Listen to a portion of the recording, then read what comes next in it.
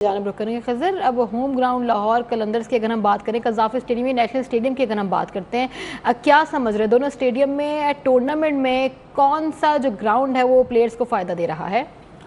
देखिए, शामिल हुसैन की बात कर लेते हैं। अभी हम बात कर रहे थे, अनलकी रहे, रन आउट हो गए 53 रन पे। अब नाफे आ गए हैं बैटिंग पर। हारिस रऊफ़ ने भी एक विकेट ली है।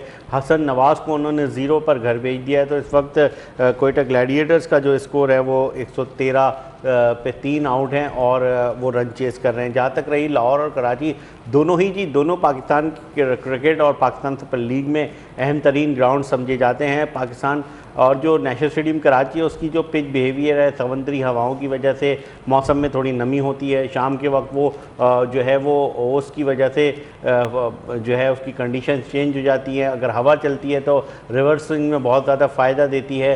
तो जो लाहौर की कंडीशन है वो मुख्तलिफ हैं, इसी तरह जो कराची की कंडीशन है वो मुख्तलिफ हैं। मगर दोनों ही कंडीशन में जो प्लेयर्स हैं और यही मुख्तलिफ एक हमारे रीजन है, मुख्तलिफ क्रिकेट के रीजन हैं। Southern region, Punjab region, Sindh region, उसमें जो है मुख्तलिफ किस्म की जो है वो कंडीशन होती हैं। पिंडी की थोड़ी मुख्तलिफ कंडीशन हो जाती है।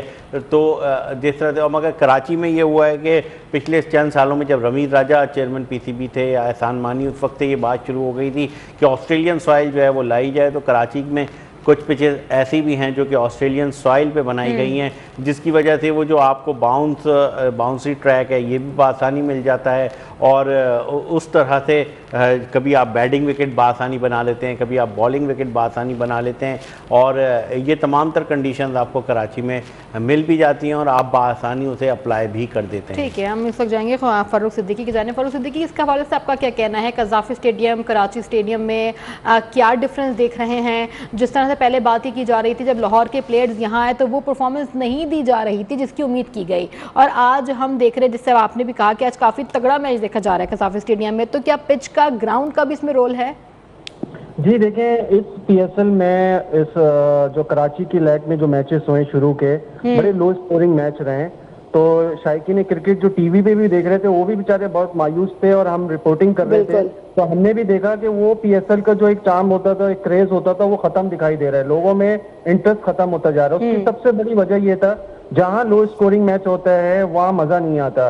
कराची की पिच की बात की जाए, इस दफा PSL की जो ये पिच बनाई गई है बड़ी नाकिस पिच बनाई गई है, क्योंकि चेयरमैन साहब ने जो एक्शन लिया एंड के मैचेस, अभी आपने 2 मैचेस देखे, 200 प्लस जो पिशावर ज़ल्मी ने 246 भी किया है और इसी पिचों पे किया है। तो उन्होंने तो कहीं ना कहीं इस पिच को रीड किया। लेकिन बाकी टीमों की अगर बात की जाए, जिसमें लाहौर कलंदर सरफहरिस्त है, उसकी परफॉर्मेंस बहुत मायूस कुन रही कराची के स्टेडियम में। तो अगर आप पिचेस के और ग्राउंड के हवाले से बात करेंगे तो जी बिल्कुल इसमें फर्क पड़ता है। ग्राउंड का, पिचेस का बहुत रोल होता है। आज आप देखें जिस तरीके से पिच बनाई गई है, अभी आपके सामने मैच चल रहा है, बड़ा इंटरेस्टिंग मैच चल रहा है। इस वक्त डू एंड डाई वाली सिचुएशन चल रही है। लाहौर भी जीत सकता है, कोयटा के भी हाथ में मैच है। लेकिन अगर मैं इस वक्त फेवरेट करार दूं तो लाहौर को इसलिए मैं फेवरेट करार दूंगा कि उनके पास 2 प्रीमियम बॉलर हैं पाकिस्तानी, जिसमें शाहीन शाह अफरीदी इस वक्त 2nd नंबर पे लीड कर रहे हैं। सुफियान हकीम सबसे ज्यादा विकेट लेने वाले अभी इस PSL में है, उसके दूसरे नंबर पे शाहीन शाह अफरीदी हैं।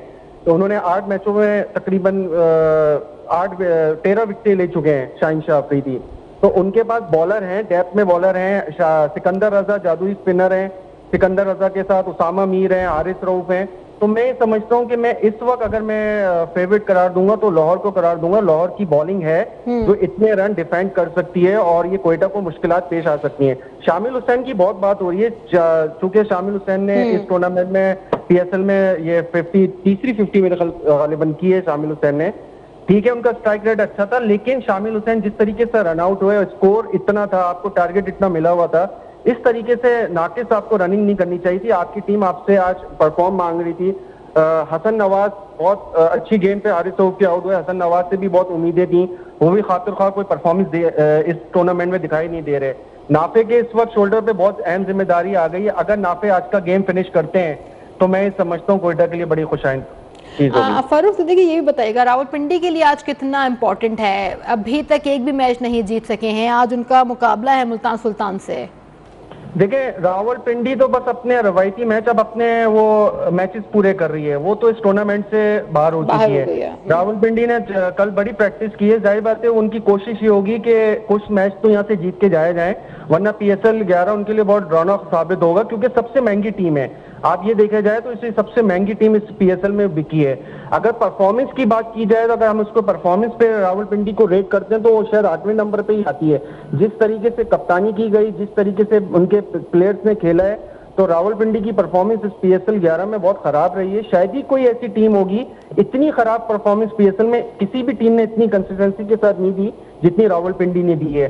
तो मैं ये समझता हूँ रावलपिंडी आज बिल्कुल जान मारेगी, मैच जीतने की कोशिश करेगी, लेकिन दूसरे एंड पे आपको पता है कि मुल्तान सुल्तान पिशावर के बाद दूसरी अच्छी टीम जो इस टूर्नामेंट में फेवरेट करार दी जा रही है, जो ये टाइटल जीत सकती है, वो मुल्तान सुल्तान है। उनके पास क्वालिटी बैट्समैन है, क्वालिटी स्पिनर है, और फिर उनके असिस्टेंट ट्रेनर वो बिग बैश लीग में 3 दफा जिस टाइटल जीती है उस टीम का वो हिस्सा रहे। तो उनके पास एक लीग का और T20 क्रिकेट का एक वास्ट एक्सपीरियंस है, और उससे कहीं ना कहीं मुल्तान फायदा उठाएगी। ठीक है, वरुण के क्या कहेंगे रावलपिंडी की परफॉर्मेंस ना देने पर? बड़ी टीम थी, महंगी तरीन टीम खरीदी गई है रावलपिंडी, क्या पहली बार टूर्नामेंट में शामिल होना यही वजह है मुसलसल हार की, या फिर कोई और भी रीजंस हैं? नहीं, आप रिजवान को देखें तो लास्ट ईयर वो मुल्तान से पिक हुए थे, उन्होंने मुल्तान की कप्तानी की थी।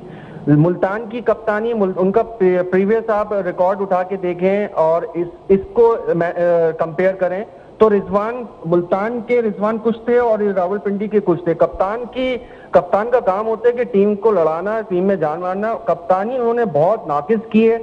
उनके बैटिंग ऑर्डर के हवाले से बहुत सवालात उठ रहे थे, यहाँ पर लोग बोल रहे थे जब रिजवान ऊपर परफॉर्म नहीं कर पा रहे तो उनको यंगस्टर को मौका देना चाहिए। लेकिन रिजवान मसला बदकिस्मती है कि हम सेल्फिश हैं, हम अपने लिए क्रिकेट खेलते हैं, हम टीम के लिए नहीं खेलते। यही पाकिस्तान टीम में भी ये होता चला आ रहा है और फिर अब ये लीगों में भी ये तस्वुर चल पड़ा है।